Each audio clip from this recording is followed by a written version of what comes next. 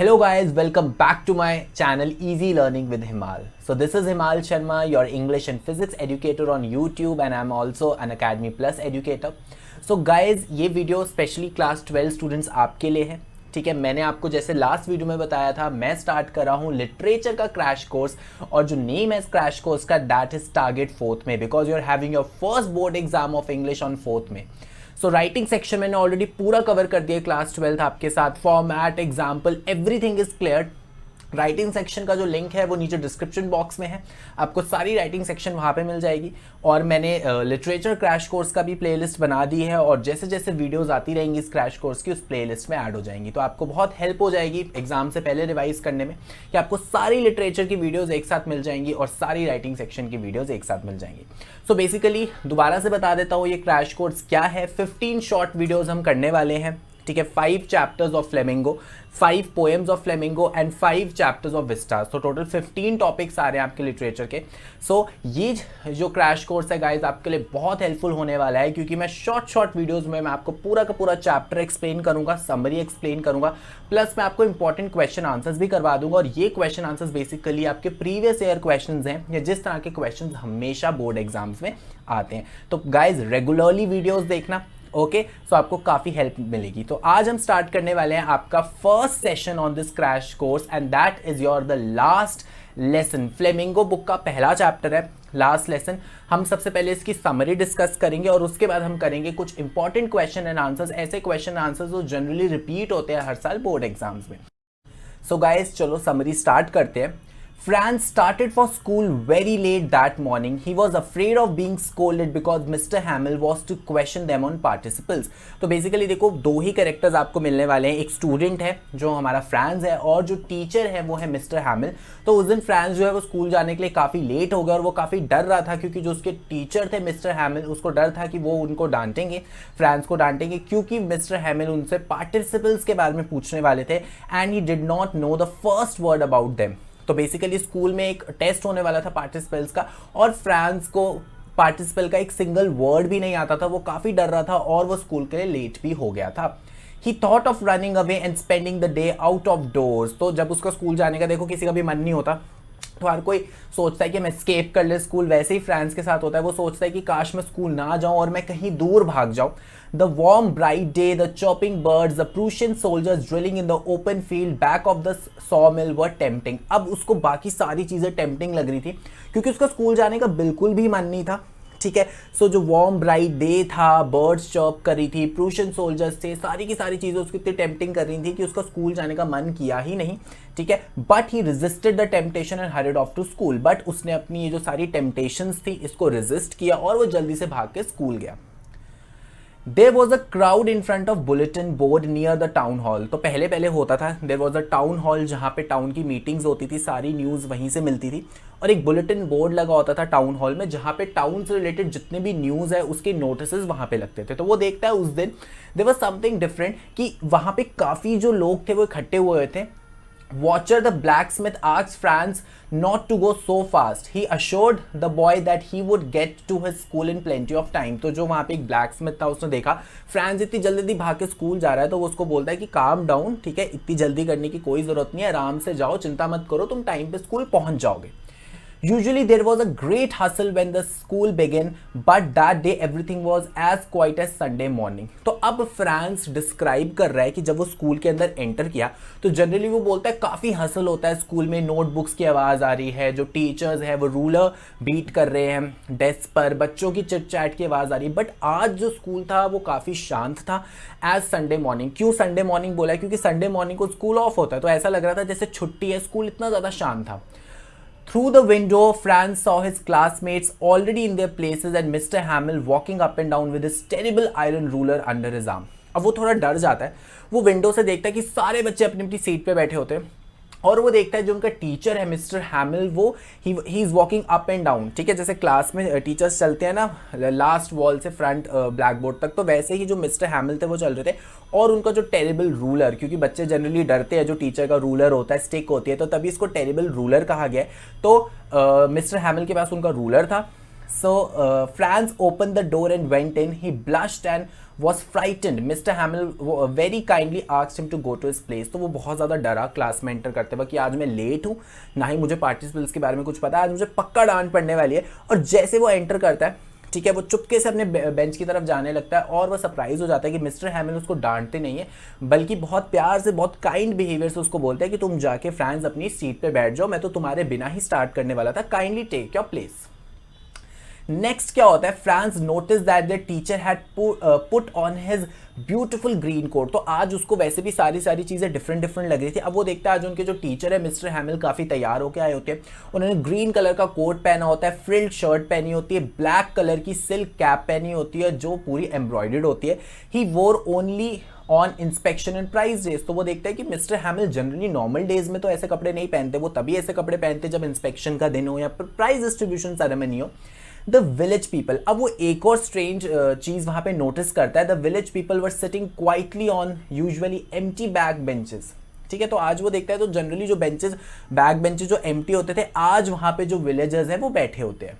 Everybody looked sad and Hauser had brought an old primer. तो वो देखता है कि एक तो स्ट्रेंज चीज वो देखता है कि लास्ट बेंच पे सारे विलेजर्स बैठे होते हैं और सब लोग जो होते हैं वो काफी ज्यादा सैड होते हैं, और जो हॉसर होता है वो एक प्राइमर लेके आया होता है, वो बेसिकली उन्होंने गिफ्ट करना होता है मिस्टर हैमिल को।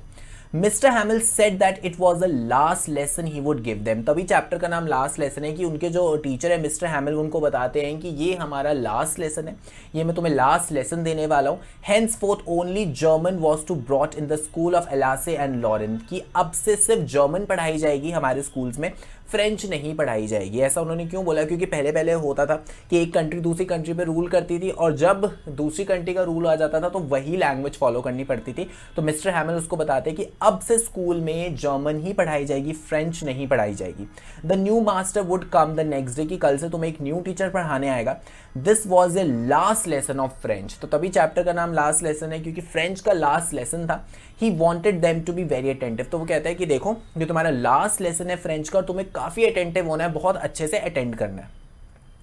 France felt sorry that he had not learned his lessons properly. तो अब फ्रांस को रिग्रेट होता है कि यार मेरे को तो फ्रेंच अच्छे से आती भी नहीं और पहले मैंने क्यों अपने लेसन्स पे ध्यान नहीं दिया, मैंने क्यों अच्छे से फ्रेंच नहीं पढ़ी। The idea that mister Hamel was going away made the narrator forget all about his ruler and how cranky he was. Cranky means bad tempered. तो बेसिकली फ्रांस नहीं पसंद करता था मिस्टर हैमिल को, उसको बहुत अच्छे नहीं लगते थे टीचर, क्योंकि काफ़ी ज़्यादा बैड टेम्पर्ड थे, शॉर्ट टेम्पर्ड थे, और उसके साथ साथ वो उनके रूलर से भी डरता था। बट आज जब उसको पता चलता है कि इसका लास्ट लेसन है टीचर का, तो वो काफी ज्यादा सैड हो जाता है। Now Franz understood why mister Hamel had put on his fine Sunday clothes and why the old man of village were sitting there. तो अब उसको रियलाइज होता है कि ये विलेजर्स क्यों आए हैं और आज मिस्टर हैमिल इतने अच्छे कपड़े पहन के क्यों आए, क्योंकि आज एक स्पेशल डे है और सैड डे भी है कि उनका लास्ट फ्रेंच लेसन होने वाला है। They had come to thank the master of his 40 years faithful service and to show their respect for the country that was theirs no more. तो विलेजर्स क्यों आए थे, एक तो एज ए ट्रिब्यूट प्रेजेंट करने के लिए मिस्टर हैमिल को, क्योंकि मिस्टर हैमिल स्कूल में लास्ट 40 years से पढ़ा रहे थे, और उसके साथ साथ उनको अपनी कंट्री के लिए भी जो फेथफुलनेस थी वो भी एक्सप्रेस करने जो विलेजर्स थे वो लास्ट लेसन अटेंड करने आए हुए थे। Mister Hamel asked Franz to recite but he stood there silent. तो मिस्टर हैमिल ने उसको बोला कि चलो तुम रिसाइट करो, अब तुम रीड करो, बट जो फ्रांस था वो बिल्कुल साइलेंट था। The teacher did not scold him, but आज मिस्टर हैमिल बहुत अच्छे मूड में थे, अच्छे mood in the sense sad थे, मतलब गुस्से वाले मूड में नहीं थे, और उन्होंने उसको डांटा भी नहीं। He confess that his parents and he the teacher were at fault. तो बोलता है चलो तुम्हारी गलती नहीं है, मुझे लगता है कि ये मेरी गलती और तुम्हारे पेरेंट्स की गलती है। Then he talked of the French language, और उसके बाद जो मिस्टर हैमिल है वो फ्रेंच लैंग्वेज के बारे में बताने लगे, कि फ्रेंच लैंग्वेज की इंपॉर्टेंस बताने लगे।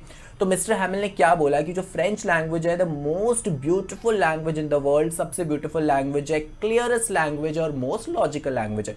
तो यहाँ से पता चलता है कि मिस्टर हैमिल को अपनी कंट्री से कितना प्यार था, अपनी लैंग्वेज से कितना ज़्यादा प्यार था। He asked them to guard it among them and never forget it. Their language was the key to their prison.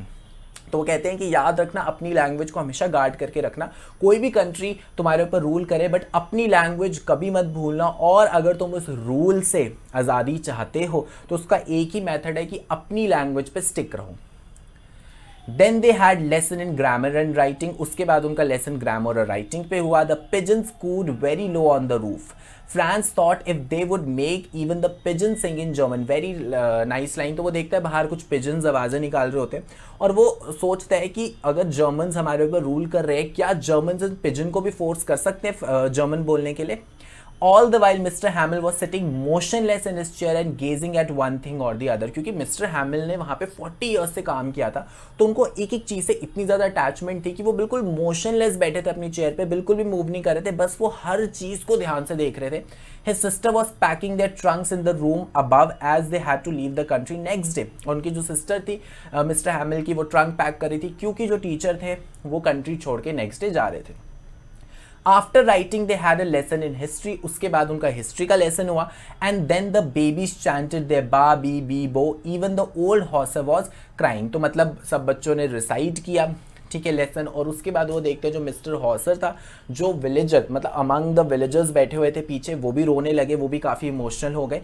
All at once the church clock struck 12 and the midday prayers. तो church जो clock थी उसमें 12 o'clock हो गए और mid day prayer start हो गई. At the same moment the trumpets of Persian returning from drill sounded under the Windows. तो जो पर्शियन सोल्जर्स थे जो ड्रिल पे गए थे, उनकी साउंड उनको सुनाई देने लगी. Mister Hamel stood up, mister Hamel खड़े हुए.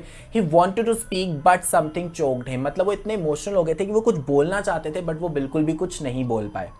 Then he took a piece of chalk and wrote on the blackboard as large as he could. तो लास्ट में उन्होंने ब्लैकबोर्ड पे बड़ा बड़ा लिखा Vive la France, मतलब long live France.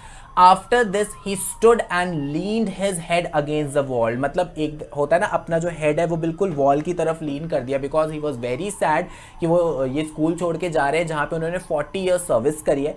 Without a word he made a gesture with his hand to indicate that the school was dismissed and they might go. तो उनकी बोलने की बिल्कुल भी हिम्मत नहीं हुई, उन्होंने बस एक हाथ के जेस्चर से उनको बता दिया कि देखो क्लास खत्म हो गया, स्कूल डिसमिस हो गया और आप लोग अपने घर जा सकते हो. So this was all about A lesson, the last lesson. ठीक है, अब मैं आपको इसके कुछ इंपॉर्टेंट क्वेश्चन आंसर्स करवा देता हूँ जिससे कि आपका पूरा चैप्टर अच्छे से क्लियर हो जाए. ठीक है, तो सबसे पहले एक शॉर्ट आंसर टाइप क्वेश्चन देखते हैं जो जनरली पूछा जाता है बोर्ड एग्जाम में. What was the mood in the classroom when mister Hamel gave his last French lesson. तो short answer type question means 30 to 40 words कि कैसा मूड था, कैसा माहौल था क्लासरूम में जब मिस्टर हैमिल ने अपना लास्ट फ्रेंच लेसन दिया. तो इसका आंसर देख लेते हैं. The mood in the classroom was that of sadness, कि सैडनेस का माहौल था. There was a pin drop silence in the class. Generally noise होती थी, बस उस दिन पिन ड्रॉप साइलेंस था. Even the old people of the village had come to attend the class, कि ओल्ड पीपल जो थे विलेज के वो भी क्लास अटेंड करने आए थे. They had come there to thank mister Hamel's for his 40 years of service. कि ओल्ड पीपल वहाँ पे क्यों आए थे? मिस्टर हैमिल को थैंक्स करने के लिए for his 40 years service. Next frequently asked question is what does Mr. Hamill say about the French language? कि Mr. Hamill French language के बारे में उन्होंने क्या कहा. So देखते हैं इसका answer. Mr. Hamill says that French is the most beautiful. ये 3 वर्ड्स याद रखना, लिखना पड़ेगा आपको. Beautiful, clearest and logical. तो लर्न कर लेना तीनों words.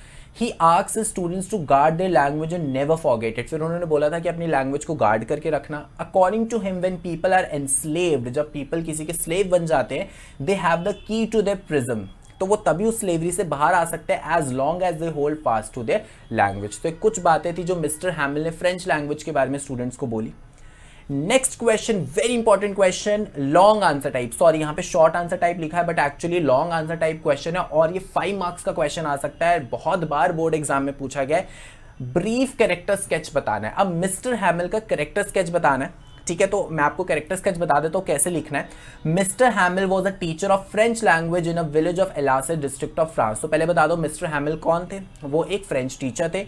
He had been teaching French for the last 40 years in that village. Everyone in the village had a great respect for him, कि सबको काफ़ी ज़्यादा रिस्पेक्ट थी. वो 40 ईयर्स उस विलेज में पढ़ा रहे थे. Everyone in the village had a great respect for him. Students thought he was cranky, कि students को लगता था वो काफ़ी short tempered है. But we didn't find him cranky in any part of the story. But हमने इस पूरी स्टोरी में कहीं से हमें नहीं पता चला कि वो cranky है. He was very honest when France failed to recite the rules for participles. He blamed himself for giving children unnecessary holidays. तो जब फ्रांस पार्टिसिपल्स नहीं बोल पाता तो वो उसको नहीं डांटते बल्कि खुद अपने आप को ब्लेम करते कि मैं ही तुम्हें कितनी बार संडे या आफ्टरनून में छुट्टी दे देता था जिसकी वजह से तुम नहीं पढ़ पाए. He had a great passion for his subject. तो आपको पता चल गया होगा कि चैप्टर में भी कितना पैशन था उनको फ्रेंच से related. He knew that it was now the last day of his school and he had to leave the district the next day for good. Even then he taught his students so well that they understood everything he had taught. कि उनको पता था last lesson है तो वो casually भी ले सकते थे, बल्कि ऐसा नहीं हुआ. उन्होंने लास्ट लेसन भी पूरी डेडिकेशन के साथ पढ़ाया और इतनी अच्छे तरीके से पढ़ाया कि बच्चों को एक एक लाइन एक एक वर्ड अच्छे से समझ आया उस दिन. Even then he taught his students. Okay, so he had great love for his French language. और फिर आपने ये भी बताना है कि उनको अपनी कंट्री अपनी लैंग्वेज के लिए कितना प्यार था. He called it most beautiful. मैंने आपको कहा था तीनों वर्ड्स याद रखना. The clearest and most logical language of the world. Indeed, Mr. Hamill was a great patriot. तो याद रखना कैरेक्टर स्केच में patriot वर्ड भी ज़रूर लिखना. patriot वो होता है जिसको अपनी कंट्री के लिए काफ़ी ज़्यादा लव होता है. Okay, so thank you guys. So this was a session 1. कोई भी सेशन मिस मत करना, रेगुलरली सेशंस देखते रहना क्योंकि लास्ट में एक साथ सारी 15 वीडियोस देखोगे तो फिर सब मिस मैच हो जाएगा. और डिस्क्रिप्शन बॉक्स में मैंने राइटिंग सेक्शन और लिटरेचर क्रैश कोर्स दोनों की प्लेलिस्ट बना दी है. राइटिंग सेक्शन की सारी वीडियोस कवर हो चुकी हैं, वो उस प्लेलिस्ट में मिल जाएगी. और क्रैश कोर्स की वीडियोस जैसे जैसे मैं बनाता जाऊँगा ऑलमोस्ट एवरी ऑल्टरनेटिव डेज पे एक नया वीडियो आएगा जो इस प्लेलिस्ट में ऐड हो जाएगा. एंड गाइज वीडियो पसंद आ गई तो लाइक कर दो, कमेंट कर दो और अपने दोस्तों के साथ शेयर कर दो. जितने भी आपके व्हाट्सएप ग्रुप है फ्रेंड्स के साथ, ठीक है, अपने क्लासमेट्स के साथ इसको शेयर कर दो. चैनल को सब्सक्राइब कर दो, बेल आइकन जरूर प्रेस कर देना जिससे कि आपको क्रैश कोर्स की आने वाली नेक्स्ट वीडियो का भी पता चल जाए. एंड गाइज आप मुझे सोशल मीडिया पे भी कनेक्ट कर सकते हो. You can join my Telegram channel, follow me on Instagram and you can send your messages through my Instagram also, to my Telegram also. और आप मेरे को मेल भी कर सकते हो अगर कोई भी आपको डाउट है. So thank you guys, have a nice day. जल्दी से मिलते हैं इसके सेशन 2 वीडियो के साथ.